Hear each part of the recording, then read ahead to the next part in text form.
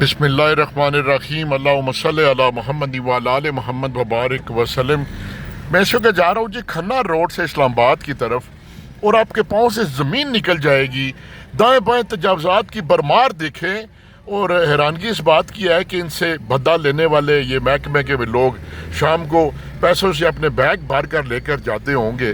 کتنی بڑی بددیانتی ہے کہ یہاں پر گاڑی چلنے کی جگہ نہیں، یہ دیکھیں لیفٹ رائٹ، یہ دیکھیں کوئی پوچھنے والا ہی نہیں ہے ان کو۔ میں وزیر اعلیٰ پنجاب مریم نواز صاحبہ سے گزارش کرتا ہوں، جو آپ نے پیرا فورس بنائی ہے، بڑی اچھی بات ہے، تجاوزات کے خلاف ایکشن لے رہی ہے، بڑی اچھی بات ہے۔ آپ ایک کام کریں، یہ سارے معاملات ٹھیک ہو جائیں گے۔ جو بتہ خور محکمے کے ان سے بتہ لیتے ہیں، دو چار ایسے ظالم ان کو نوکریوں سے فارغ کریں، اب یقین کریں یہ سارا معاملہ ٹھیک ہو جائے گا۔ یہ رات کے اندھیرے میں ایسے دندناتے پھرتے ہیں روڈوں پہ، جیسے یہ روڈ کے مالک ہیں۔ آپ نے بڑی اچھی تقریر کی کہ بھائی روڈیں بنی ہوئی ہیں گاڑیوں کے لیے چلنے کے لیے، وہاں پر ریڑھی لگانے کے لیے نہیں بنی، تجاوزات کے لیے نہیں بنی، یہ دیکھ لیں۔